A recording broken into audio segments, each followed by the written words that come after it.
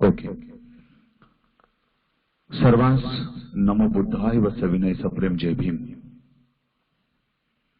बुद्ध विहार समन्वय समितीच्या वतीने राबविण्यात येत असलेल्या ऑनलाईन वर्षावास व्याख्यानमाला या उपक्रमामध्ये आपणा सर्वांचे हार्दिक हार्दिक स्वागत.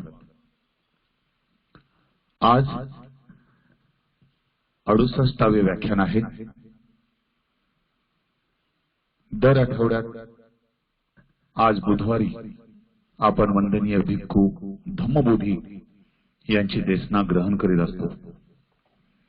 आज काही अपरिहार्य कारणास्तव वंदनीय भिक्खू धम्मबोधी हे आपल्या सोबत उपस्थित राहू शकत नाहीत.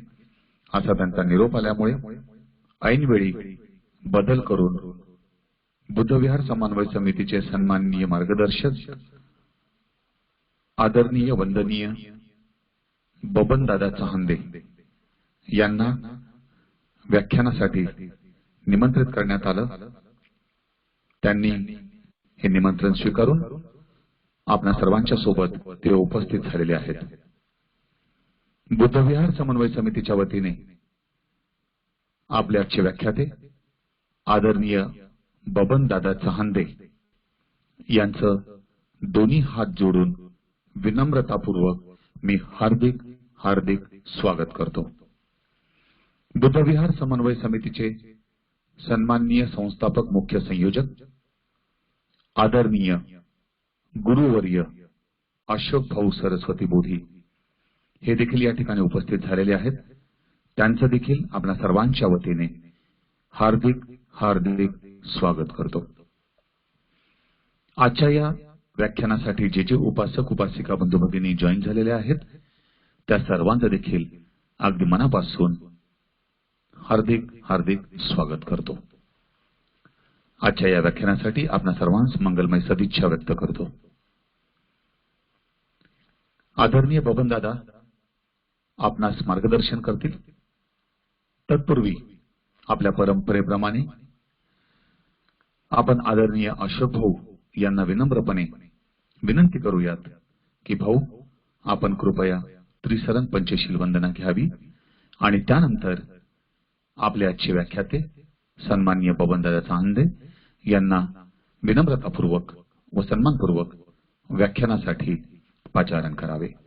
आदरणीय अशोक भाऊ सरस्वती बोधी.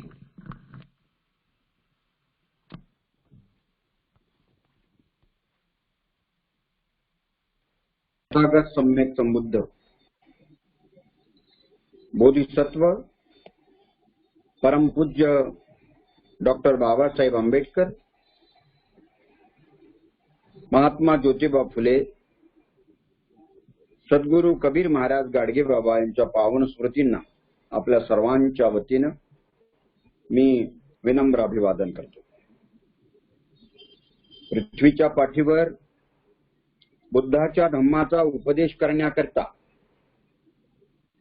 जे भ्रमण करतात आणि स्वतःला अरहंत होण्यासाठी जे श्रम करतात त्या सर्व श्रमणांना म्हणजे बौद्ध भिक्खूंना म्हणजेच बुद्ध पुत्रांना मी सर्वप्रथम आपल्या सर्वांच्या वतीनं क्षमायाचना करतो.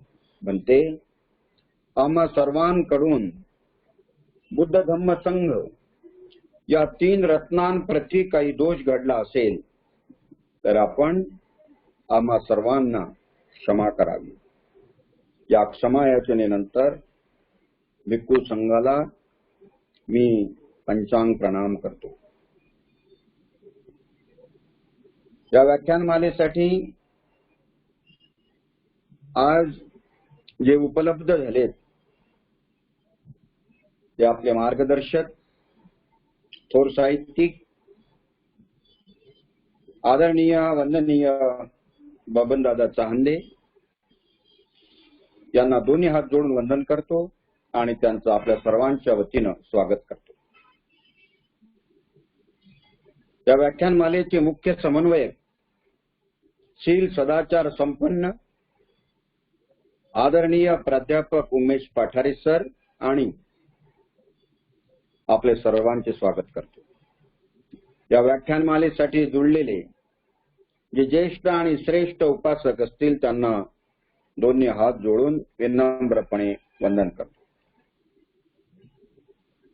उपस्थित भगिनी आणि बंधुजन हो, आज अष्टमी आहे, उपोषणाचा दिवस आहे। या उपोषणाच्या दिवशी आपण बौद्ध भिक्खूंकडून अष्टशील घ्यायचं असतं, पण त्यांच्या विहारामध्ये देखील वर्षावासाच्या पिरियडमध्ये कार्यक्रम असतात आणि आपल्या व्याख्यानमालेमुळे त्यांचं जे शेड्यूल आहे ते शेड्यूल विस्कळीत होते आणि म्हणून आजच्या दिवशी आपल्याला बौद्ध भिक्खू मिळेनासे झालेले।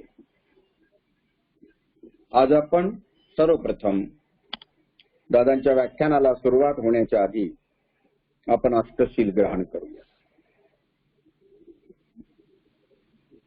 अरं सम्मा संबुद्धो भगवान् बुद्धं भगवन्तं अभिवादेमि।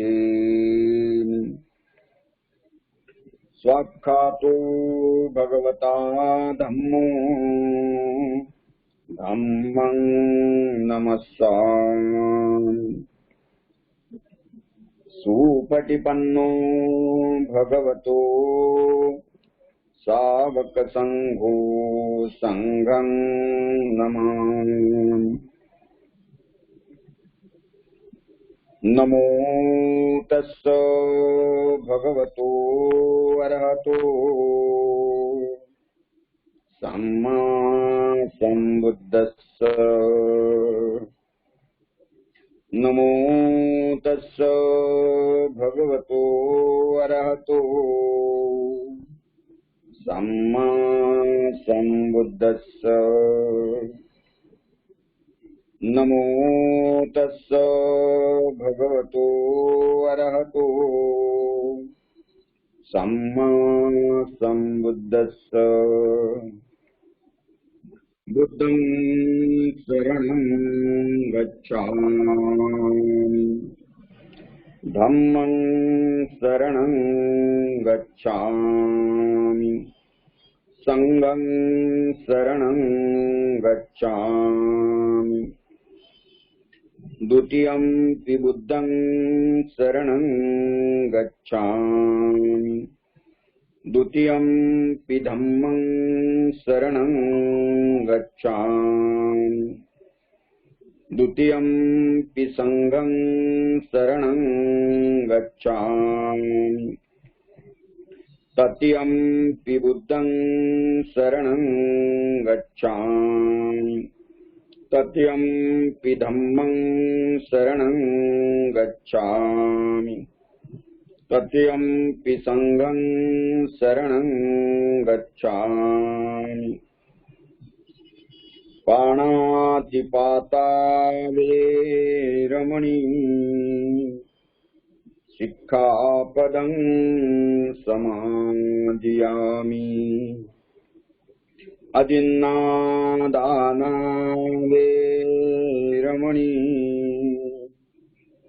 सिक्खापदं समादियामि। अब्रह्मचर्या वेरमणि सिक्खापदं समादियामि। मुसावादा वेरमणि सिक्खापदं समादियामि। सुरामेरयमज्जपमादट्ठाना वेरमणि सिक्खापदं समादियामि। विकालभोजना वेरमणि सिक्खापदं समादियामि। उच्च गीत वादित विसुखदर्शन माला गंध विलेपन धारण मंडन दर्शन धारण मंडन विभूषण ठाना वेरमणि शिक्षापदं समादयामि उच्चासयना महाश्रयना वेरमणि शिक्षापदं समादयामि साधु साधु साधु इमाय धम्मानुधम्म पटिपट्टिया बुद्धं पूजेमि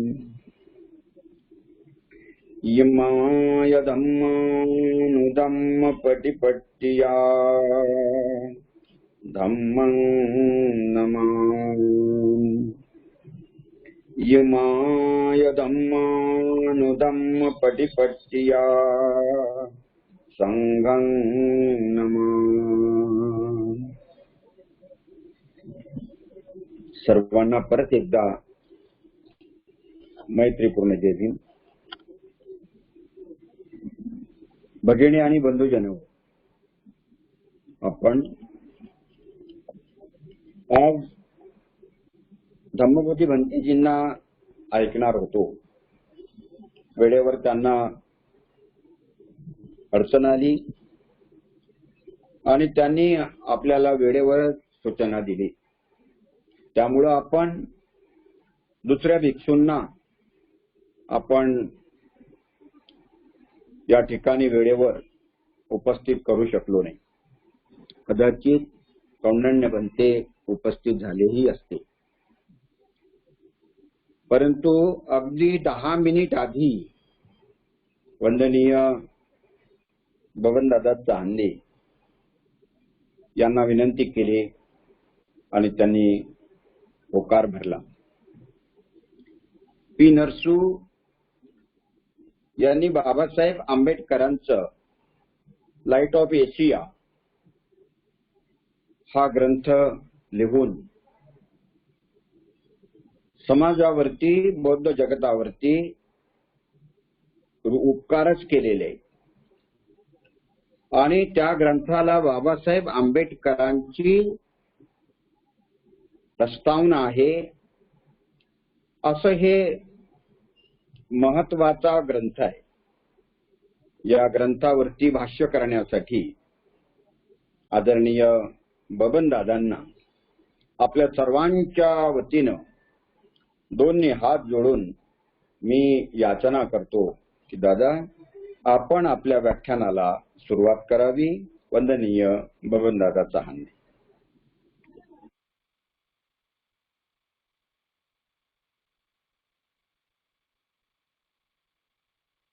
Muted.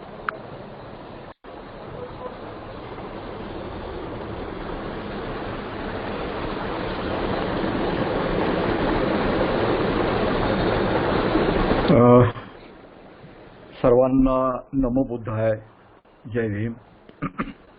जय भीम दादा। महाकारुणिक सम्यक संबुद्ध परमपूज्य डॉक्टर बाबासाहेब आंबेडकर, परिवर्तनावर विश्वास ठेवणाऱ्या सर्व महापुरुषांना अभिवादन। आणि या व्याख्यानमालेसाठी जे कष्ट घेत आहेत त्या अशोक भाऊ सरस्वती, उमेशजी पठारे सर यांना अभिवादन करतो आणि व्याख्यानाला सुरुवात करतोय। सुरुवात करण्यापूर्वी अक्षरशः भावनी तर सांगितलंय, परत आता ते वास्तविक रिपीट करायला नको की 10 मिनिटापूर्वी त्यांचा फोन आला आणि म्हणाले की तुम्हाला व्याख्यान द्यायचं आहे। आपणास माहित आहे की युद्धामध्ये सैनिक लढत असतात आणि एका सैनिकावर जबाबदारी असते की कुठल्याही परिस्थितीत त्यांच्या देशाचा जो ध्वज असतो तो ध्वज खाली पडता कामा नये, तो सरळ ताठ उभा राहायला हवा. तसं या व्याख्यानमालेचं आहे की ही व्याख्यानमाला वर्षावात समाप्तीपर्यंत आपल्याला चालवायची आहे, नॉनस्टॉप. कुठल्याही प्रकारे तिथे खंड पडता कामा नये. आणि ही जबाबदारी अशोक भाऊनी आपल्या खांद्यावर घेतलेली आहे हे आपण बघतोय. हा पहिल्यांदाच असा प्रसंग आलेला नाही, यापूर्वी पण अनेकदा प्रसंग आले आणि त्यांनी आपल्या व्याख्यानाला सुरुवात केली. त्यांची गोष्टच वेगळी आहे. त्यांना कसंही फेका ते दोन पायावर उभे राहतात हे आपण बघितलेलं आहे. परंतु आमच्यासारख्यांची तशी स्थिती नाही. थोडी तरी जरा पूर्वसूचना असली की जरा थोडी तयारी वगैरे करून, पण युद्धामध्ये तो ध्वज खाली पडू द्यायचा नसतो कुठल्याही परिस्थितीत. आणि जो ध्वजधारी सैनिक असतो तो त्याच्या हातून तो समजा पडताना दिसला तर दुसरा सैनिक आपलं काम सोडून तो ध्वज आपल्या खांद्यावर परत उभा ठेवतो. हे चळवळीचं यश असतं आणि हे त्याचं लक्षण असतं यशस्वीतेकडे जाण्याचं. तेव्हा मी या सोमवारच्या साळवी सरांच्या व्याख्यानाला मुकलो. काही तांत्रिक अडचणीमुळे त्यांचं व्याख्यान ऐकता आलं नाही, त्यांना देता आलं नाही असं म्हणावं लागेल. आणि आपण सर्वच त्यांचं व्याख्यान ऐकण्यासाठी फार लालायित असतो, वाट बघत असतो. कारण डॉक्टर बाबासाहेब आंबेडकरांची पुस्तकं अनेकांनी वाचलेली आहेत, त्याच्यावर चिंतन मननही केलेलं आहे. परंतु साळवे सरांचं त्या पुस्तकाचा परिचय करून देताना त्या पुस्तकाच्या मागची भूमिका, त्याचे छोटे मोठे कंगोरे हे जे उलगवून दाखवण्याची जी पद्धती आहे त्यामुळे मी स्वतः व्यक्तिगत फार प्रभावित आहे. आणि त्यामुळेच या पुस्तकाकडे जे बाबासाहेबांशी संबंधित या ना त्या कारणाने असल्यामुळे, परंतु डॉक्टर बाबासाहेब आंबेडकरांनी न लिहिलेलं दुसऱ्या एका लेखकाचं पुस्तक, परंतु बाबासाहेब आंबेडकरांच्या लेखणीने आणि त्यांच्या दृष्टीतून न सुटलेलं आणि त्यांनी त्या पुस्तकाला दिलेलं महत्त्व हे लक्षात घेता त्याचाही परिचय त्याच मालिकेतून व्हावा या उद्देशानं पी लक्ष्मी नरसू या तमिळनाडूच्या इंग्रजी लेखकाचं नाव अनेकांनी ऐकलेलं असेल. त्यांचं द इसेन्स ऑफ बुद्धा हे जे पुस्तक आहे या पुस्तकाचा मी परिचय करून देणार आहे. त्याच्यावर मी भाष्य करण्याची माझी प्राज्ञा नाही, फक्त मी त्याचा परिचय करून देणार आहे. इतक्या मोठ्या महान लेखकाच्या पुस्तकावर मी काही भाष्य करावं ही माझी पात्रता नाही. परंतु त्या पुस्तकाचा परिचय होणं अनेक अर्थाने खूप महत्वाचं आहे आणि ते का महत्वाचं आहे ते तुम्हाला पुढे ऐकायला मिळणारच आहे. तेव्हा या दृष्टीने पी लक्ष्मी नरसू या तमिळी परंतु इंग्रजीतून लिहिणाऱ्या लेखकाचे परिचय होणं, त्यांच्या द एसेन्स ऑफ बुद्धा या ग्रंथाचं ज्याचा भदंत आनंद कौशल्यांनी यांनी हिंदीमध्ये अनुवाद केला त्या पुस्तकाचा परिचय व्हावा असं मला मनापासून वाटत होतं. आणि तो या निमित्ताने मला आता आज अचानक संधी मिळाली. तेव्हा मुख्य मुद्द्याला मी आता सुरुवात करतोय.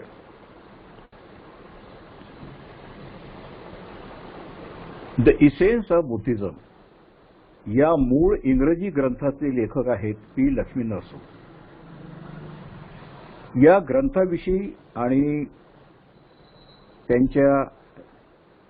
त्याच्या त्या लेखकाविषयी 1956 नंतरच्या धर्मांतरित बौद्ध जगतामध्ये फारशी चर्चा झाल्याचं आढळत नाही.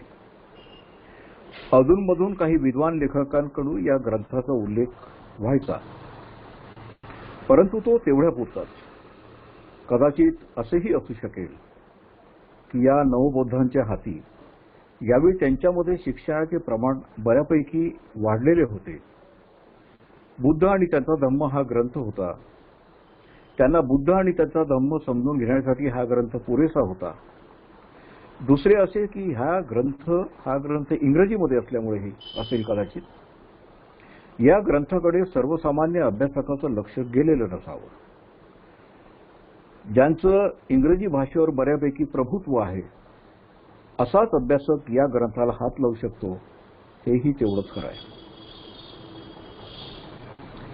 हा ग्रंथ जेव्हा प्रकाशित झाला त्यावेळी आणि त्यानंतरही बौद्ध तत्वज्ञानाची मीमांसा करणारे अनेक शेकडो ग्रंथ अस्तित्वात होते. अनेक विद्वान, अनेक पाश्चात्य विद्वानांनी अनेक अंगाने बौद्ध धर्माचा अभ्यास करणारे ग्रंथ या ग्रंथापूर्वी आणि नंतरही लिहिलेले होते. ते सर्व ग्रंथ उपलब्धही होते. परंतु जेव्हा जेव्हा डॉक्टर बाबासाहेब आंबेडकरांना अनेक विद्वान आणि अभ्यासक विचारणा करायचे की बौद्ध धम्माचा अभ्यास करण्यासाठी, तो धम्म समजून घेण्यासाठी कोणत्या ग्रंथाला प्राधान्य द्यावं, तेव्हा बाबासाहेब त्यांना द एसेन्स ऑफ बुद्धिझम हा ग्रंथ वाचण्याची शिफारस करीत होते. बाबासाहेब डॉक्टर आंबेडकरांच्या आयुष्यातील कदाचित हा पहिला आणि एकमेव ग्रंथ असेल ज्याची त्यांनी तिसरी आवृत्ती आपल्या पीपल्स एज्युकेशन सोसायटीच्या माध्यमातून प्रकाशित केली होती. आणि ही आवृत्ती प्रकाशित करताना त्यांनी या ग्रंथास प्रकाशित करण्यामागील एक छोटीशी का असेना पण भूमिकाही लिहून त्या आवृत्तीसोबत प्रकाशित केलेली आहे. हा ग्रंथ ज्यावेळी कुठेही उपलब्ध होईना असे बाबासाहेबांच्या लक्षात आले त्यावेळी 1948 साली त्यांनी आपल्या पीपल्स एज्युकेशन सोसायटीच्या वतीनं या ग्रंथाची तिसरी आवृत्ती प्रकाशित करविली. त्यासाठी त्यांनी रीतसर मद्रासच्या वरदचारी आणि कंपनी या अत्यंत जुन्या प्रकाशन करणाऱ्या संस्थेशी संपर्क करून त्यांची रीतसर परवानगी घेऊन हा ग्रंथ प्रकाशित करविला होता. त्यासाठी त्यांनी आपल्या भूमिकेत त्यांचे आभारही व्यक्त केलेले आहेत. स्पष्ट आहे की या ग्रंथाचे मोल बाबासाहेबांना कळालेलं होते. म्हणूनच या ग्रंथाची तिसरी आवृत्ती त्यांनी स्वतः प्रकाशित करविली. त्या काळात या ग्रंथाची आवृत्ती प्रकाशित करण्याची गरज त्यांनी ओळखली असावी. या ग्रंथाची आवृत्ती प्रकाशित करण्यापूर्वी आणि नंतरही या ग्रंथाचे लेखक पी. लक्ष्मी नरसू यांच्याशी त्यांचा कधीही संबंध आलेला नव्हता. आपल्या भूमिकेतून त्यांनी नरसूची जी काही ओळख करून देण्याचा प्रयत्न केला तो डॉक्टर पट्टाभी सीतारामय्या यांच्याकडून जी काही माहिती मिळाली तेवढाच फक्त एक आधार होता. डॉक्टर पट्टाभी सीतारामय्या यांच्याशी डॉक्टर आंबेडकरांचा जवळचा स्नेह होता आणि सीतारामय्यांचा प्राध्यापक पी. लक्ष्मी नरसू यांच्याशी. डॉक्टर पट्टाभी सीतारामय्या यांचं नाव यापूर्वी बहुतेकांनी ऐकलेलं असेल. स्वातंत्र्याच्या चळवळीपासून तर राष्ट्रीय स्तरावर जी काही महत्वाची देश पातळीवरची कामं झाली त्यामध्ये पट्टाभी सीतारामय्या यांचा मोठा सहभाग होता. त्या संदर्भामध्ये त्यांच्या नावाचा नेहमी उल्लेख होत असतो. प्राध्यापक पी. लक्ष्मी नरसू यांच्या द एसेन्स ऑफ बुद्धिझम या पुस्तकाविषयी आपण पुढे काही बघण्यापूर्वी थोडं वैयक्तिक त्यांच्याविषयी पण माहिती घेणं तेवढंच गरजेचं आहे. 19व्या शतकाच्या शेवटच्या टप्प्यात प्राध्यापक नरसू हे भौतिकशास्त्रासोबतच रसायनशास्त्राचेही निष्णात ज्ञानी मानले गेले होते. प्राध्यापक नरसू डायनामिकचे अधिकारवाणीनं विद्वान मानले जात होते. या क्षेत्रातील ज्ञानाच्या बाबतीत इंग्रज अधिकाऱ्यांशी दोन हात करण्याची त्यांची नेहमीच तयारी असे. कारण ब्रिटिशांना असं वाटत होतं की डायनामिक्स या विषयावर आमचीच मास्टरी आहे आणि याच्यावर कोणताही भारतीय भाष्य करू शकणार नाही, त्याच्यावर ते बोलू शकणार नाहीत, लिहू शकणार नाहीत. परंतु पी लक्ष्मी नरसू हे त्यामध्ये मास्टर निघाले. स्वाभिमान आणि राष्ट्राभिमान हा पी लक्ष्मी नरसू यांचा स्थायी भाव होता. विद्यार्थ्यांमध्ये ते अत्यंत प्रिय शिक्षक होते. त्यांच्याविषयीची ही जी काही थोडी थोडी माहिती मिळते ती केवळ बाबासाहेबांनी लिहिलेल्या भूमिकेतून आणि बौद्ध पंडित धम्मानंद कोसंबी यांच्या चरित्रातून मिळते. सी अयोध्यादास आणि पी लक्ष्मी नरसू या दोन बौद्ध पंडितांनी एकत्र येऊन साऊथ बुद्धिस्ट असोसिएशन स्थापन केलेली होती. म्हणजे एक लक्षात घेतलं पाहिजे की बाबासाहेबांनी धर्मांतराची घोषणा केली त्यावेळेस मी कोणता धर्म स्वीकारणार हे स्पष्टपणे जाहीर केलेलं नव्हतं. परंतु त्याच्या कितीतरी वर्ष आधीपासून तामिळनाडूमध्ये बौद्ध धर्माच्या चळवळीचं ते केंद्र होतं की काय असं वाटावं अशा काही घटना तिथे सुरू झालेल्या होत्या. हे पुढे मी जे काही सांगणार आहे त्यामध्ये आणखी स्पष्ट होणार आहे. तर हे जे सी अयोध्यादास आहेत हे बौद्ध धर्म चळवळीचे एक मोठे कार्यकर्ते म्हणून तामिळनाडूमध्ये त्यांचा परिचय होता सर्वांना. की ज्या काळामध्ये असं म्हटलं जातं की बुद्ध धर्म संपूर्णतः भारतातून नामशेष झालेला आहे. फक्त जे काही पारंपरिक बौद्ध आपल्या घरापुरते बौद्ध धर्माचा काही रीतिरिवाजाप्रमाणे वागत असतील किंवा काही कर्मकांड करत असतील त्या पद्धतीने. परंतु त्या काळामध्ये सी अयोध्यादास आणि पी लक्ष्मी नरसू या दोन बौद्ध पंडितांनी एकत्र येऊन साऊथ बुद्धिस्ट असोसिएशन स्थापन केलेली होती. या असोसिएशनच्या माध्यमातून 1910 मध्ये त्यावेळच्या इंग्रज सरकारकडून जनगणना करण्यात आली होती. त्या जनगणनेत बौद्धांची वेगळी जनगणना करण्यात यावी असा या दोघांनीही सरकारला आग्रह धरलेला होता.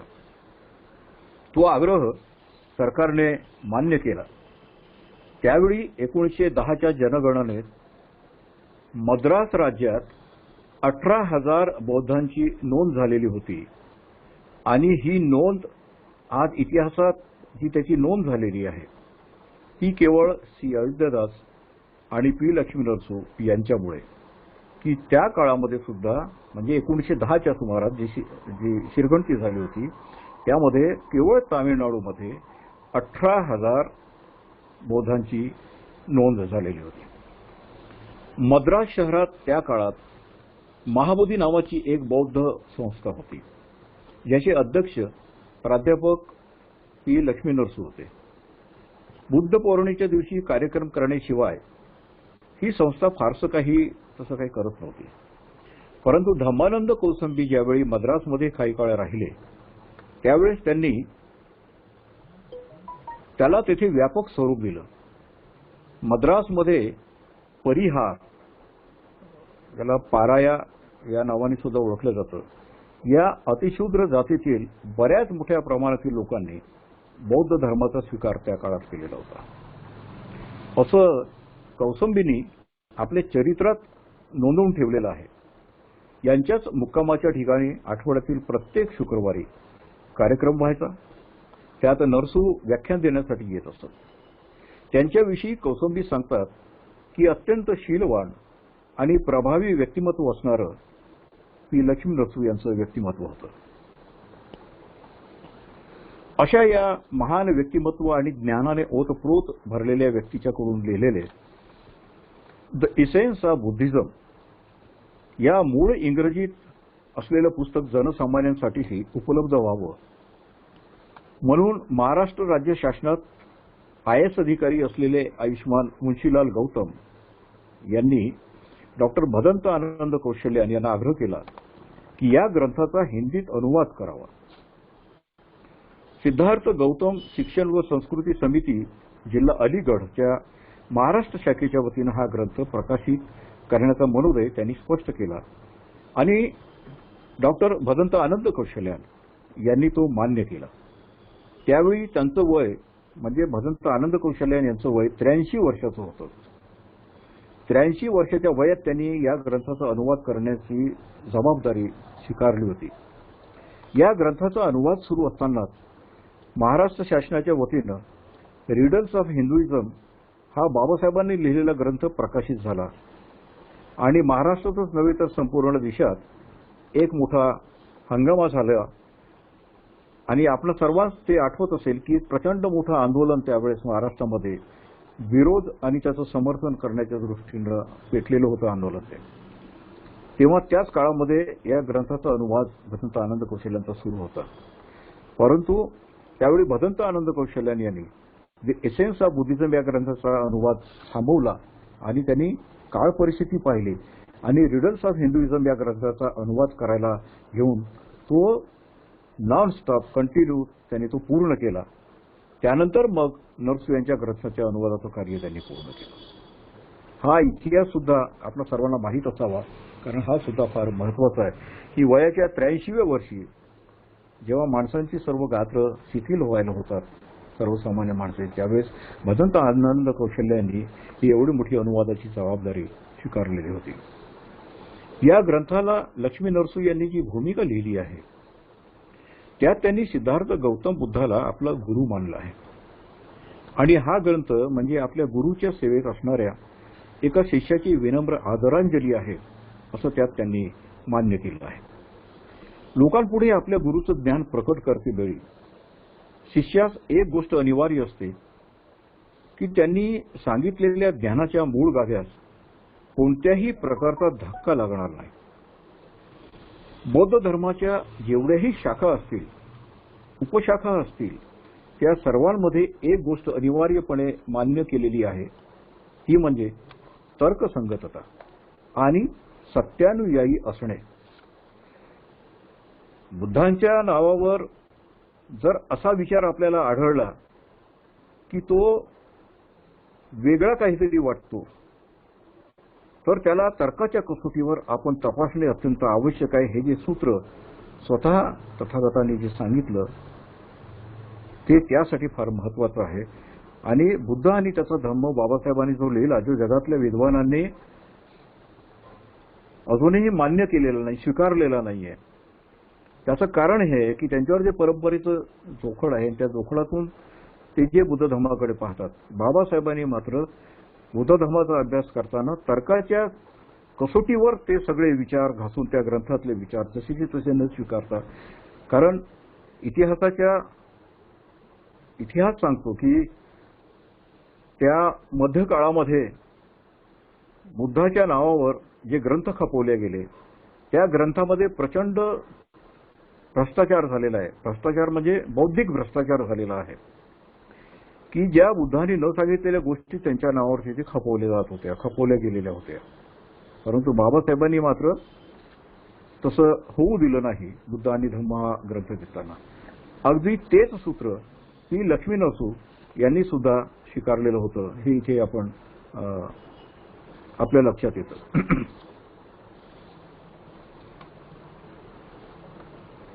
पी लक्ष्मी नरसू यांनी द इसेन्स ऑफ बुद्धिझम हा ग्रंथ लिहिताना अनेक पाश्चात्य ग्रंथकर्त्यांचे संदर्भ घेतलेले आहेत. ते संदर्भ घेताना त्यांनी एक गोष्ट स्पष्ट केलेली आहे की त्या सर्वच लेखकांनी बौद्ध धर्माचे समर्थन करताना तर्क आणि मानसशास्त्राचा आधार घेतल्याचं स्पष्ट होतं. म्हणजे ज्या ग्रंथाचे त्यांनी संदर्भ घेतले त्या ग्रंथामध्ये त्याचं वाचन करताना आणि त्याचे संदर्भ वापरताना त्या लेखकांनी आपली तर्कनिष्ठा तिथे वापरलेली आहे की नाही आहे सत्याचा आधार घेतलेला आहे की नाही आहे याची तपासणी करूनच त्यांनी त्याचे संदर्भ घेतलेले आहेत स्वीकारलेले आहेत. भदंत डॉक्टर आनंद कौशल्यान यांनी या ग्रंथाच्या केलेल्या अनुवादावरही बोलायला हवे. यांनी जो अनुवाद केलेला आहे त्याची भाषाशैली एवढी ओघवती आहे आणि ज्या शब्दांचा वापर त्यासाठी केलेला आहे त्याच्या अर्थापर्यंत पोहोचायला सामान्यातील सामान्य वाचकाला कोणतीही अडचण जाईल असे वाटत नाही. जागतिक कीर्तीच्या या बौद्ध महापंडिताने अत्यंत जबाबदारीने या ग्रंथाचा अनुवाद केल्यामुळे जवळपास उत्तर आणि मध्य भारतातील वाचकांची द एसेन्स ऑफ बुद्धिझम हा ग्रंथ वाचून समजून घेण्याची सोय झालेली आहे. या ग्रंथाचे भंतेंनी बौद्ध धर्म का सार असे शीर्षक त्याला दिलेले आहे. बुद्ध एंड हिज धम्मा या ग्रंथाचा हिंदी अनुवाद करतानाही भदंत आनंद कौशल्य यांनी धम्म हा शब्द वापरण्याऐवजी धर्म असा शब्द प्रयोग केला आहे. तसेच द इसेन्स ऑफ बुद्धिझम या ग्रंथाच्या हिंदी अनुवादासही त्यांनी बौद्ध धर्म का सार असे शीर्षक देऊन इथेही धर्म ह्याच शब्दाचा प्रयोग केलेला आहे. पाली भाषेमध्ये अर्धा रफार नसल्यामुळे धर्म शब्दाचा उल्लेख कुठेही असणे शक्य नाही. पाली भाषेमध्ये धम्म असाच उच्चार केलेला आहे. डॉक्टर बाबासाहेब आंबेडकरांनीही आपल्या बुद्ध एंड हिज धम्मा या ग्रंथाच्या शीर्षकात धम्म याच शब्दाचा वापर केलेला आहे. असे असताना भदंत डॉक्टर आनंद कौशल्यन यांनी कोणत्या हेतूने धम्माऐवजी धर्म या शब्दाचा प्रयोग केलेला आहे याचं मात्र आकलन होत नाही. कारण बरेचदा हा वादाचा विषय केला जातो. तसं खरं पाहता हा वादाचा विषय होऊ नये. कारण परंपरेमध्ये अनेक शब्द आपल्या बोलण्यातून आपल्या उच्चारणातून असे येतात की ते तार्किकदृष्ट्या ते वापरू नयेत आपण. परंतु परंपरेचा एक प्रभाव इतक्या लवकर टाकून देता येत नाही आणि नैसर्गिकरित्या ते काही शब्द आपल्याकडून वापरले जातात. कदाचित असा तर्क करूया की तो त्यांच्यावर असणारा प्रभाव असावा. या ग्रंथाचे एकूण 13 परिच्छेद आहेत. यात पहिला परिच्छेद हा ऐतिहासिक बुद्ध या शीर्षकाचा आहे. ऐतिहासिक बुद्ध हा शब्द फार महत्वाचा आहे. कारण बुद्ध हाही काही कल्पनेची वस्तू नाही. बुद्ध हा काही पुराण पुरुष नव्हे, तर त्याला इतिहास आहे.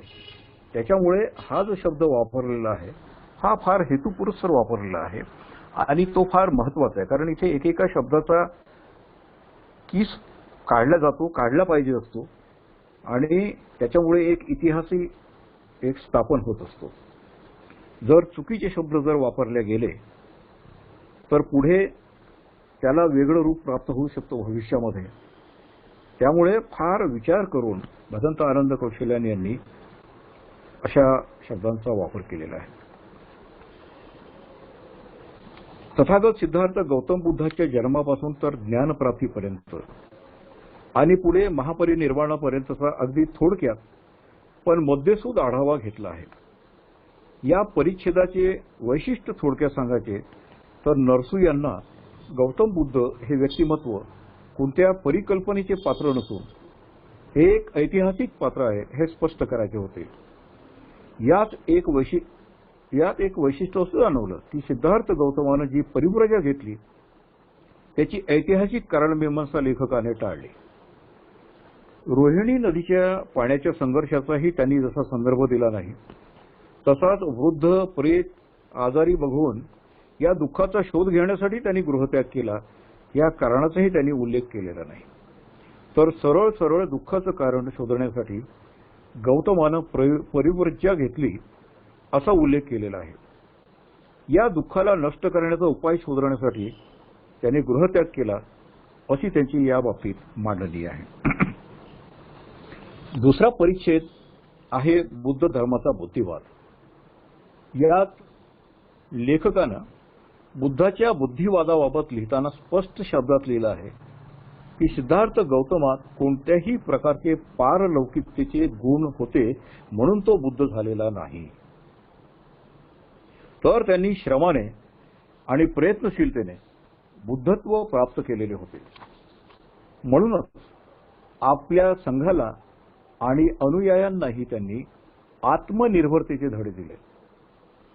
तुम्ही माझ्या वैयक्तिक स्वरूपापासून काहीही प्राप्त करू शकत नाही, तर तुम्हाला आत्मनिर्भर होऊन आणि स्वतःविषयी आत्मविश्वास ठेवूनच दुःखमुक्तीच्या मार्गात यशस्वी होऊ शकता. चमत्कारापासून दूर असणाऱ्या गौतम बुद्धाने चमत्कार वाटावा असा बुद्धिवादाने अनेक समस्या सोडविल्या आहेत. त्याकरिता त्यांनी कुशा गौतमीचं उदाहरण सांगितलं आहे. म्हणून मुळात हा ग्रंथ वाचल्याशिवाय या ग्रंथाचं महानपण आपल्याला कळणार नाही. पुढे याच परिच्छेदात नरसू लिहितात की चीनमध्ये जे ज्ञानाचं भांडार उघडलं ते केवळ आणि केवळ बौद्ध धर्मामुळे. बौद्ध धर्माने चीनमध्ये जेव्हा मूळ धरले तेव्हा तिथे लू सियांग सॅन आणि छू त्से आणि व्यान यांग मिंग यासारखे महान तत्वचिंतक जन्माला आले, ज्यांनी चीनला ज्ञानाची एक दिशा दिली. आणि ज्या ज्या देशात पुढे बौद्ध धर्माने आपले पाय रोवले तिथे तिथे आपणास असे चित्र बघायला मिळते. प्राध्यापक बेसिल हाल चेंबरलेन याने जापानी जीवन हा ग्रंथ लिहिला. या ग्रंथाचा संदर्भ देताना नरसू लिहितात, अनेक शतके सर्व शिक्षण पद्धती हे बौद्धांद्वारा संचालित होत होती. बौद्ध धर्माने कलेच्या क्षेत्रातून प्रवेश केला, चिकित्सा पद्धती जन्माला घातली, देशातील ग्रामीण साहित्याचा दर्जा बदलला, राजनीती, सामाजिक परिस्थिती, त्याचप्रमाणे मानसिक स्थितीगतीच्या प्रत्येक अंगावर बौद्ध धर्माने अनुकूल असा परिणाम घडवून आणला. एका शब्दात सांगायचं झालं तर बौद्ध धर्म असा गुरु होता ज्याने जापानी समाज जीवनावर असा बदल घडवून आणला की त्याच्या छत्रछायेत जापानी वंशानेच आपला विकास घडवून आणला. त्यामुळेच बौद्ध धर्म हा तेथील शासकीय धर्म बनला. हा संदर्भ एकूणच बौद्ध धर्माच्या स्वीकारानंतर मानवण्याच्या वैयक्तिक आणि सामाजिक जीवनात केवढा बदल घडवून आणतो हेच पी लक्ष्मी नरसू यांना सांगायचं होतं. याच परिच्छेदात त्यांनी बौद्ध धर्मावर निराशावादाची जी प्रतिकूल टिप्पणी काही बुद्धिवाद्यांकडून करण्यात येते त्याचे प्रमाणित असे उत्तर देण्याचाही प्रयत्न केला. त्यासाठी त्यांनी जगातील दोन मोठ्या धर्माची उदाहरणं त्यांच्यावर टीका न करता दिलेली आहेत. पैगंबराने म्हटले आहे की सूर्याच्या खाली आम्ही राहूनही जेही कार्य करतो तो मात्र केवळ आपला अहंकार असतो. वास्तविक मनुष्य जेवढं जीवन जगतो ते सर्व त्याच्या दुःखातच व्यतीत होत असतात. ख्रिस्ताने म्हटले आहे की हे जग म्हणजे दुःखाचं घर आहे आणि मृत्यू हाच त्यातील लाभ होय. असं जर असेल तर केवळ बौद्ध धर्मावर निराशावादी असल्याची टीका करणे हे योग्य नाही, असं लक्ष्मी नरसू यांनी इथं ठासून सांगितलेलं आहे. तिसऱ्या परिच्छेदात त्यांनी बौद्ध धर्मातील नीतिमत्तेविषयी उहापोह केलेला आहे. कारण बौद्ध धर्मामध्ये ज्याची आपण दररोज वंदनेमध्ये जे पंचशील आपण सामील केलेलं आहे सगळ्या बौद्ध जगतानी, ते शील हे नीतिमत्तेचा पायाच आहे. ते शील ज्यांनी पाळले त्यांनी नीतिमत्ता पाळले.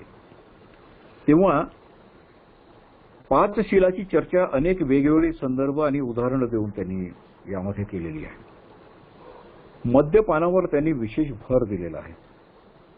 यापासून जेवढं दूर राहता येईल तेवढं राहण्याचा प्रयत्न प्रत्येकानं केला पाहिजे हे पटवून देण्यासाठी त्यांनी चिनी ब्रह्मजाल सूत्राचा दाखला देऊन सांगितले की दारू पिणे तर निषिद्ध मानले पाहिजेच, परंतु त्याची विक्री करणे किंवा त्याच्या विक्रीसाठी नानाविध प्रयत्न करणे हे पापकर्म आहे असे नमूद केलेले आहे.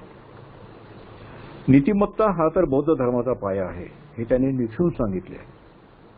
हे सांगत असताना नरसू यांनी अनेक ग्रंथ पालथे घातले असतील याची प्रचिती या परिच्छेदामध्ये आल्याशिवाय राहत नाही.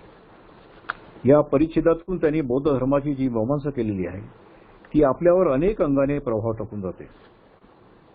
एके ठिकाणी ते लिहितात, बौद्ध धर्माचे अंतर्मन हे समाजवादी आहे. याचा अर्थ असा आहे की एखाद्या सामाजिक उद्देशाच्या परिपूर्तीसाठी सर्वांनी एकत्रित येऊन काम करण्याचे शिक्षण हा धर्म देतो. पूर्णतः भाईचाऱ्याचे जीवन जगण्याची एक प्रकारे हा धर्म आज्ञाच देतो. आणि म्हणूनच अशा औद्योगिकरणाच्या हा धर्म पूर्णतः विरोधी आहे, ज्यात सतत दुर्गंधीपूर्ण वातावरण, अनैतिक आणि करुणेचा अंश न ठेवता केवळ आणि केवळ धनसंचयामध्ये वाढ करीत राहण्यासाठी सतत संघर्ष करीत राहतो. हे खूपच महत्वाचं त्यांचं म्हणजे हा विचार आहे, हा दृष्टिकोन त्यांचा यातून स्पष्ट होतो आहे. ही समाजवादी भूमिका बघितली की मग लक्षात येते की जे जे बौद्ध राष्ट्र आहेत, मग ते चीन असेल, जपान, थायलंड, कोरिया अथवा तायवान असेल, या राष्ट्रांनी औद्योगिकीकरणाच्या क्षेत्रात यशाचं शिखर का गाठलं असेल? कारण या राष्ट्रांनी मानवी कल्याणाची काही नीतिसूत्रे स्वीकारून आपल्या औद्योगिकरणाची वाढ केलेली आहे. बौद्ध धर्म आणि जातीवाद या चौथ्या परिच्छेदामध्ये त्यांनी जातीभेदाविषयीचा बौद्ध धर्माचा दृष्टिकोन स्पष्ट केलेला आहे.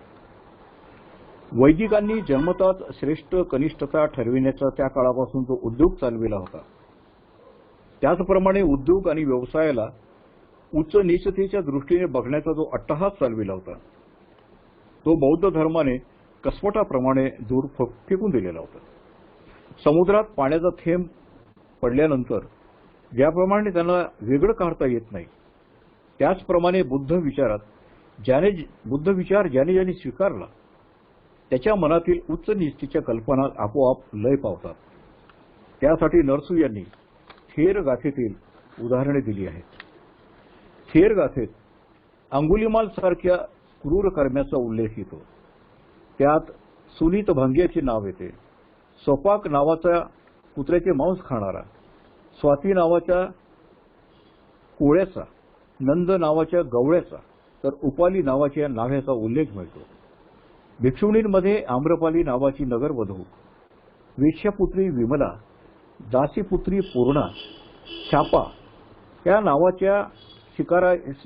नावाच्या शिकाऱ्याची कन्या इत्यादींसारख्या अनेकांचे उल्लेख या गाथेमध्ये जे आढळून येत असतात. तर असून हे जण अर्हत पदाला पोहोचले असल्याचा त्यात उल्लेख येत असल्याचे नरसूने स्पष्ट केले आहे. यात त्यांनी ब्राह्मण, हिंदू धर्म आदीची जी चिकित्सा केलेली आहे, खरे तर ती मुळातूनच वाचली पाहिजे अशी आहे. म्हणजे आपल्या लक्षात येतं की पी नरसूंचं जो अभ्यास होता तो किती सखोल अशा पद्धतीचा होता. 5वा परिच्छेद नरसूंनी बौद्ध धर्मात स्त्रियांचं काय स्थान आहे याविषयीची चिकित्सा करण्यासाठी बौद्ध धर्म आणि स्त्रिया यावर लिहिलेलं आहे.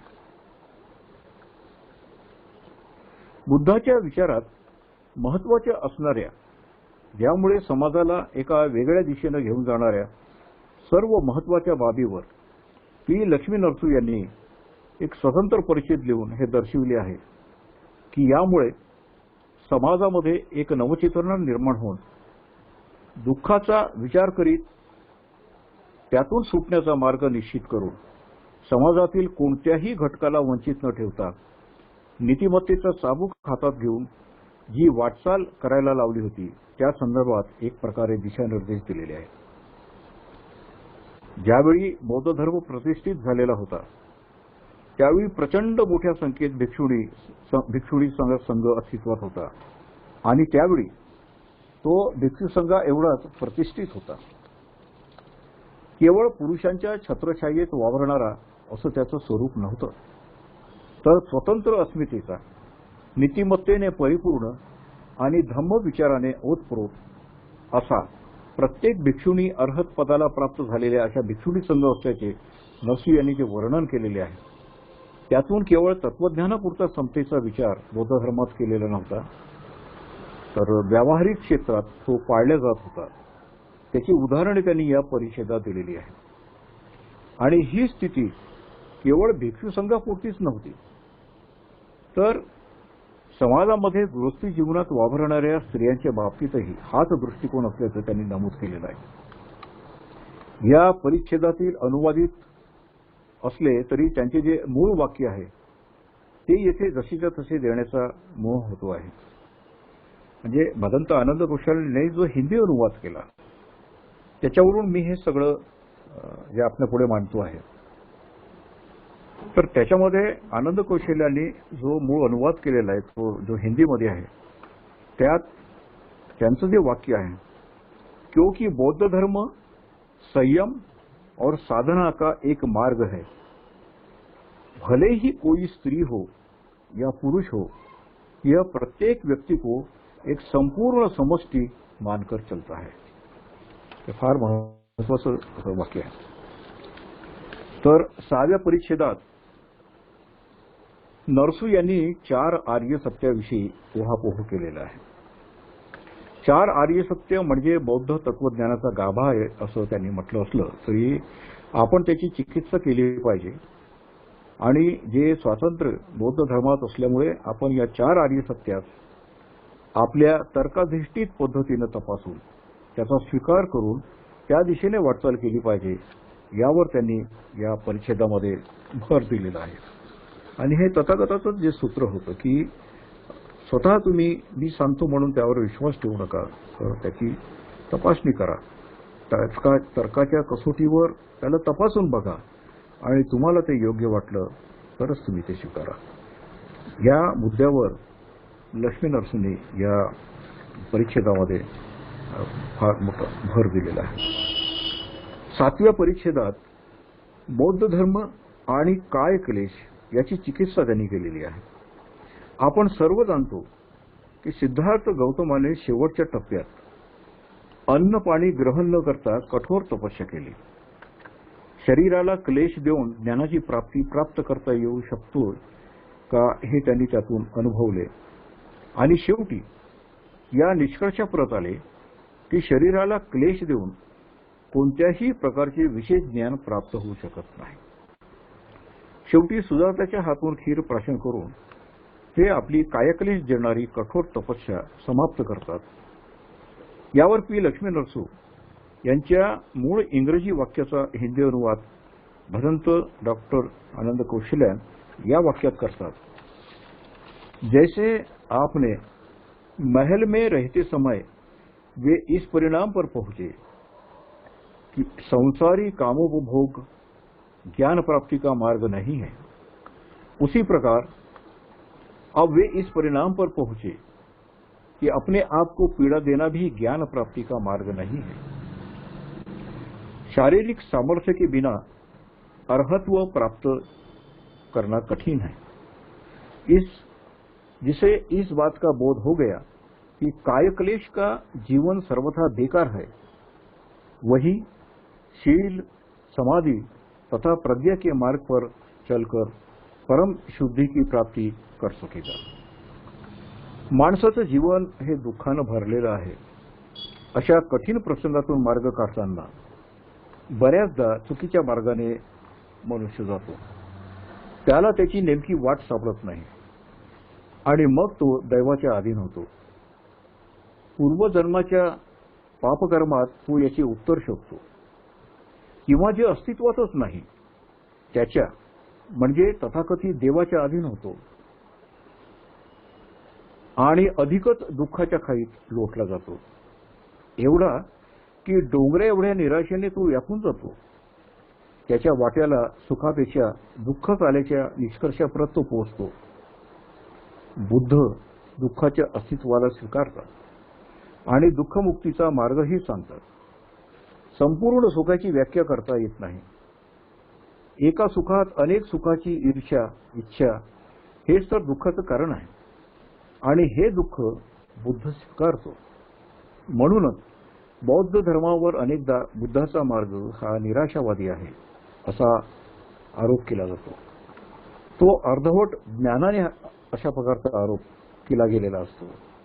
बुद्धाचे पूर्ण ज्ञान प्राप्त करायचे असेल तर केवळ 4 आर्य सत्याचा स्वीकार करून भागणार नाही, तर अष्टांग मार्गाचाही स्वीकार करावा लागेल.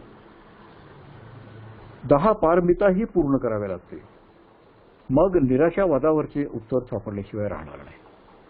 याचे विश्लेषण मनाला भावेल अशा शब्दात 8व्या आणि 9व्या परिच्छेदात नरसू यांनी या मुद्द्यांचं निराकरण केलेलं आहे. विश्वातील प्रत्येक गोष्ट ही परिवर्तनशील आहे हे बुद्धानं सांगितलं. हे परिवर्तन दुसऱ्या परिवर्तनाशी संबंधित असते तर त्यातून निर्माण होणारे परिवर्तन हे तिसऱ्या परिवर्तनाचे सुतोवाच असते. प्रत्येक परिवर्तन हे एक दुसऱ्या परिवर्तनावर आधारित असते. ही शृंखला एका पारिभाषिक शब्दाने उल्लेखित केली जाते. तो शब्द म्हणजे प्रतीच्य समुत्पाद. बौद्ध धर्मात याला फार महत्व आहे. प्रतीच्य समुत्पादं पश्यन्ति ते धर्म पश्यन्ति यो धर्म पश्यन्ति सो बुद्धं पश्यति. बुद्ध आणि बुद्धत्वाला जर समजून घ्यायचं असेल तर प्रतीच्य समुत्पादाच्या सिद्धांताला प्रत्येकाने समजून घ्यावं लागेल. जगात कालही होते आणि आजही एक कोडे आहे की जगात ईश्वराचे अस्तित्व आहे अथवा नाही. अनाथ पिंडिकाशी एकदा वार्तालाप करताना तथागत बुद्ध म्हणतात, ही सृष्टी जर ईश्वरानं निर्माण केलेली असती तर यात कोणतेच परिवर्तन झाले नसते. दुःख नावाचे अस्तित्व नसते. खरे खोटे काहीही नसते. दुःख आणि सुख, प्रेम आणि द्वेष सर्वच प्राणीमात्राच्या चित्तात स्थायी स्वरूपात वास करीत असते. हे जर ईश्वरी आहे तर त्या ईश्वरातही दुःख आणि सुख आहे, प्रेम आणि द्वेष आहे असं मानावं लागेल. तर मग ईश्वराला परिपूर्ण कसं मानता येईल? जर या सृष्टीचा आणि सर्वच प्राणीमात्राचा हा निर्माता आहे आणि सर्वांनाच त्याच्यासमोर नतमस्तक व्हायचे असेल तर शीलाचे काय प्रयोजन राहिले? कारण पाप पुण्याच्या कर्माचाही तोच निर्माता असेल तर त्या निर्मात्याच्या दृष्टीने ते सर्व समान आहे. विश्व की पहिली या 10व्या परिच्छेदात एवढ्या सुंदर शब्दात नरसू यांनी हा मुद्दा उलगडून दाखविला आहे. 11व्या परिच्छेदात त्यांनी व्यक्तित्व या विषयाचा बौद्ध मानसशास्त्रीय दृष्टिकोनातून विचार मांडलेला आहे. भगवान बुद्ध व्यक्तित्वाचे विश्लेषण करताना म्हणतात, व्यक्तित्व हे 5 स्कंधावर अवलंबून असते. मनुष्य एक संस्थान आहे. रूप, वेदना, संज्ञा, संस्कार आणि विज्ञान या 5 संघाने ते निर्मित असते. 12वां परिच्छेद मृत्यू और मृत्यू के अनंतर हा अत्यंत महत्वाचा असा विषय अनेक उदाहरणे देत या विषयाची जी फोड नरसू यांनी केलेली आहे त्यामुळे या बाबतीतील सर्व अज्ञान दूर झाल्याशिवाय राहत नाही. अनुवादित शब्दातच ते मांडतो तर अधिक बोधप्रद ठरेल. यद्यपि मृत्यु होने पर नाम रूप का विघटन हो जाता है तो भी इससे सब कुछ समाप्त नहीं होता. भगवान बुद्ध ने कहा है कि वह ब्राह्मणों की तरह शाश्वतवादी भी नहीं है और चार्वाकों तथा लोकायत वादियों की तरह उच्छेदवादी भी नहीं है. निसंदेह धर्म किसी भी ऐसे तथाकथित आत्मा को जिसका एक शरीर से दूसरे शरीर में संसरण संभव मान जाता है स्वीकार नहीं करता, किंतु वह कर्म के बने रहने को मानता है. आदमी 5 स्कंदों के अस्थायी सम्मिश्रण के अतिरिक्त कुछ नहीं है. इस सम्मिश्रण का आरंभ जन्म है और इसका विघटन मृत्यू है. या ग्रंथातील 13वा परिच्छेद मुळातून वाचल्याशिवाय बौद्ध धर्म आणि त्याची सर्व आवर्तने कळणार नाहीत. शेवटी या ग्रंथाविषयी एक म्हणावे लागेल की मूळ इंग्रजी ग्रंथावरून याचं मराठी भाषेत रूपांतर होणं अत्यंत आवश्यक आहे. शेकडो ग्रंथ वाचण्यापेक्षा बुद्ध आणि त्याचा धम्म हा एक ग्रंथ वाचला तरी आपण बरेच काही प्राप्त करू शकतो. तसंच पी लक्ष्मी नरसू यांच्या द इसेन्स ऑफ बुद्धिझम या ग्रंथाविषयीही म्हणावं लागेल. तेव्हा ही जी शेवटी या ग्रंथाविषयीचा एकूण परिचय करून देताना जो शेवटी मी एक अपेक्षा व्यक्त केलेली आहे की या ग्रंथाचा मराठीमधून अनुवाद होणं अत्यंत आवश्यक आहे. तेव्हा ज्यांचं इंग्रजीवर प्रभुत्व आहे बऱ्यापैकी त्यांनी मुळातून म्हणजे मूळ जो इंग्रजी ग्रंथ आहे त्या ग्रंथावरून याचा अनुवाद करावा म्हणजे तो अधिक शुद्ध स्वरूपात वाचकांच्या हाती येऊ शकेल नाहीतर हिंदी अनुवादावरून जर अनुवाद केला, म्हणजे अनुवादावरून जर अनुवाद केला तर तो तितकासा त्याला न्याय देणारा ठरणार नाही आणि तो शुद्ध स्वरूपात होणार नाही, अशी माझी एक अपेक्षा आहे. तर या निमित्तानं मी सांगू इच्छितो की बाबासाहेब आंबेडकरांनी जेव्हा अनेक विद्वान वाचकांना, अभ्यासकांना या ग्रंथाकडे ते निर्देश करायचे की तुम्हाला जर बुद्ध धम्म समजून घ्यायचा असेल मूळ स्वरूपात खऱ्या अर्थाने, तर पी लक्ष्मी नरसू यांचा हा ग्रंथ आपण अवश्य वाचावा. आणि खरोखरच मी तसं पाहिलं तर या ग्रंथाचा फार तुटक पद्धतीनं परिचय करून दिलेला आहे. मुळात एकतर ज्यांचं इंग्रजी फारसं तितकंसं समाधानकारक नाही, त्यांनी हा हिंदी अनुवाद वाचला तरी त्यांनी त्यांची या बुद्ध धम्माचं तत्वज्ञान, त्याचा इतिहास, ह्या सगळ्या गोष्टी समजून घेण्याची त्यांची जी भूक आहे, ती भूक थोड्या का प्रमाणात असेना पण शमल्याशिवाय राहणार नाही. परंतु मुळात जर याचा मराठी अनुवाद जर झाला तर मराठी जाणणाऱ्या, मराठी समजून घेणाऱ्या कोट्यावधी वाचकांच्या दृष्टीनं ती एक मोठी सोय होईल. तेव्हा आपला या ग्रंथाचा परिचय करून देतानाचा माझा हा निरोप घेण्यापूर्वी एक सर्वांना विनंती आहे की असे विद्वानांनी पुढे यावं. असा हा एकच ग्रंथ नाही, असे अनेक ग्रंथ आहेत. खुद्द डॉक्टर बाबासाहेब आंबेडकरांचे अनेक ग्रंथ आहेत जे अनेक वेगवेगळ्या भाषेमध्ये त्याचे अनुवाद होण्याची गरज आहे. बुद्धविहार समन्वय समितीचं काम करताना असाही एक अनुभव आला की आंध्रातील जे तेलुगू विद्वान आपल्या विद्वान आहेत, ते आपल्या समितीशी निगडीत आहेत, त्यांनी आपल्या ह्या भावना व्यक्त केल्या की हमारे तेलुगु भाषा में तो इस बारे में हमें कुछ भी उपलब्ध नहीं है और पता भी नहीं है हमारे यहाँ के लोगों को कि क्या है बुद्ध धम्म और क्या है डॉक्टर बाबासाहेब आंबेडकर. तेव्हा तेलुगू सारख्या त्या भाषे तिथले एक प्राध्यापक होते जे संवाद साधत होते याविषयी. तर असे आपण समितीने हे काम हाती घेण्याची गरज आहे आणि त्यासाठी जे काही करता येऊ शकेल, ज्या ज्या पद्धतीनं त्याला पाठबळ देता येईल त्या त्या पद्धतीने हे काम केलं पाहिजे, असं मला या निमित्ताने सांगावंसं वाटतं. अगदी अल्प वेळात धावत पळत का असेना माझ्यावर ही जी जबाबदारी समितीने दिली, अशोक भाऊंनी दिली, ती कितपत पूर्ण झाली याचा निर्णय आपण ऐकणाऱ्यांनी, श्रोत्यांनी घ्यावा असं मी म्हणेन. आणि इथे मी थांबतोय. सर्वांना नमो बुद्धाय. जय भीम.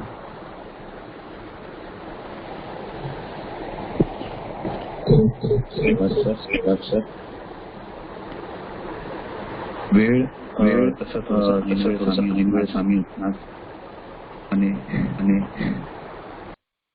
आग्रह केला, विनंती केली, आपण त्या विनंतीस मान दिला आणि ऐन वेळेवर जरी सादर केला तरी अतिशय चांगल्या पद्धतीने आपण हा विषय या ठिकाणी सादर केलेला आहे. या ज्या कमेंट्स आहेत चॅट बॉक्स मधल्या, त्या कमेंट्स बघितल्यानंतर लगेचच लक्षात येईल की आपलं जे आपले श्रोते आहेत, जे उपासक उपासिका बुद्ध भगिनी आहेत, त्यांना आजचा विषय खूपच आवडलेला आहे. अत्यंत सुंदर पद्धतीने, साध्या सोप्या सरळ सुटसुटीत पद्धतीने आपण हा विषय या ठिकाणी सादर केलेला आहे.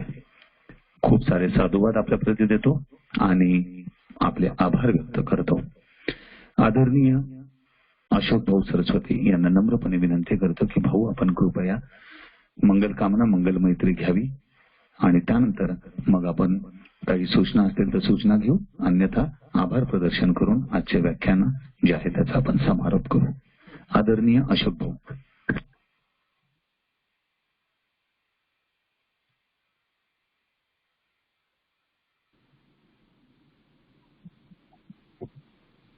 धन्यवाद दादा. खूप सुंदर पद्धतीनं आपण हा विषय विषद केलेला आहे. सर्वांसाठीच हा ग्रंथ परिचयाची गरज होती आणि ती आपण पूर्ण करण्याचा प्रयत्न केला. आपली आम्ही सर्वजण मंगल कामना करतो. ज्यांचा आज वाढदिवस आहे त्या सर्वांना बुद्धविहार समन्वय समितीच्या वतीनं शुभकामना, मंगलकामना. आपल्याला दीर्घ आयुष्य लाभो आणि चांगलं आरोग्य लाभो अशी आम्ही कामना करतो. ज्यांच्याकडे आज मृत्यू झाला असेल त्या मृत व्यक्तीच्या प्रति आदरांजली.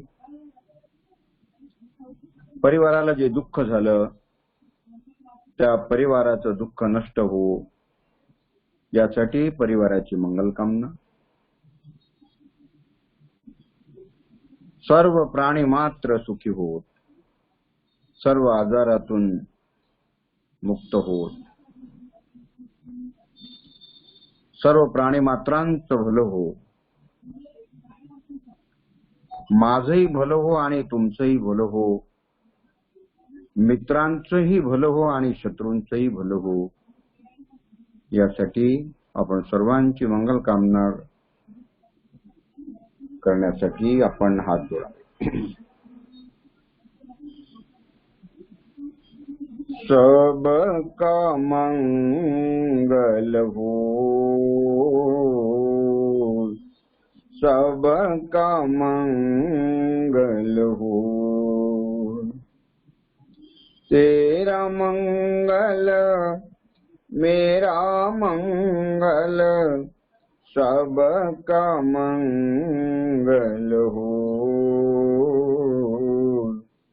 सबका मंगल हो.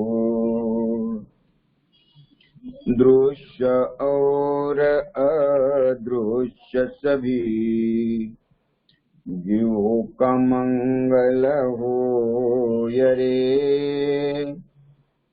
जल के थल के और गगन के प्राणी सुखिया हो, सबका मंगल हो. दस दिशाओं के सब प्राणी मंगल लाभी हो रे. निर्भय हो निर्भय बने सब, सभी निरामय हो, सबका मंगल हो. वीर से जागे धम्म जगत में, वीर से होवे जन कल्याण. जागे जागे धम्म जगत में, होवे जन कल्याण, होवे जन कल्याण.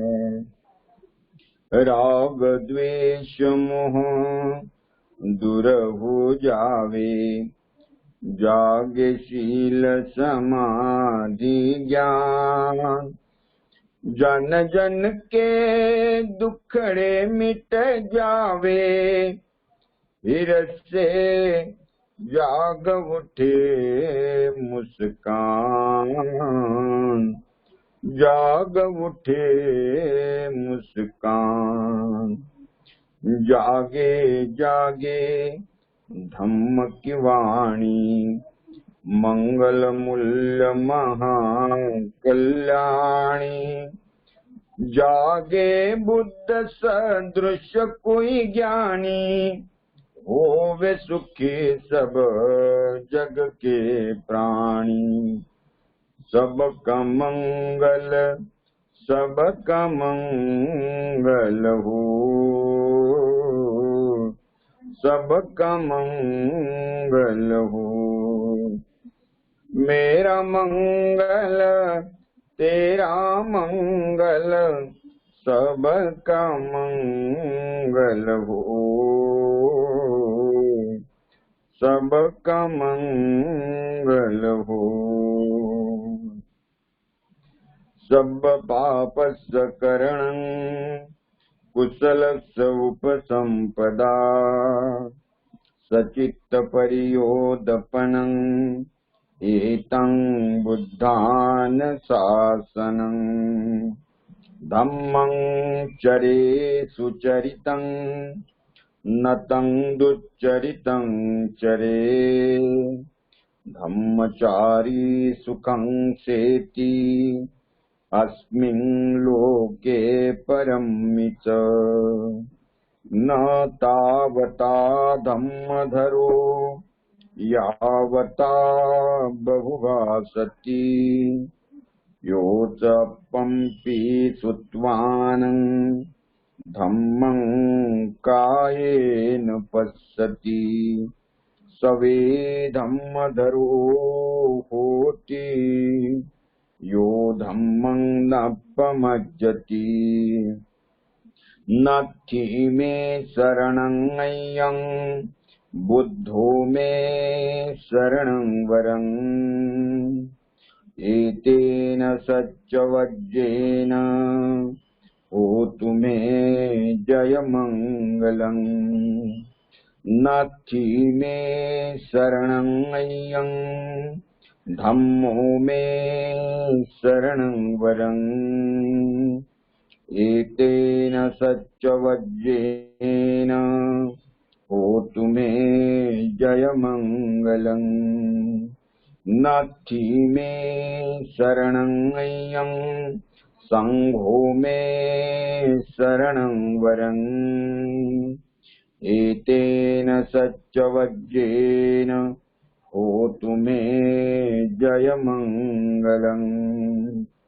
साधु साधु साधु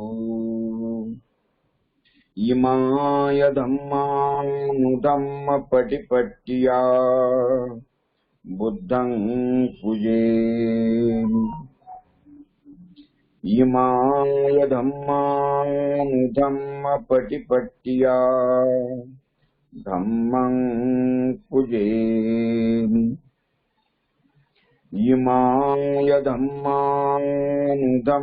पटिपट्टिया संघं पूजेमि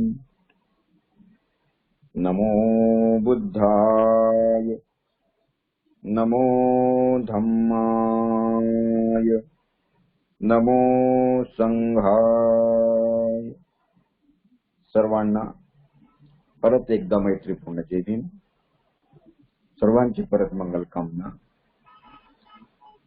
काही सूचना असतील तर आदरणीय प्राध्यापक उमेश पठारे सर सूचना देतील अन्यथा कार्यक्रम संपल्याची घोषणा करतील आदरणीय प्राध्यापक उमेश पठारे सर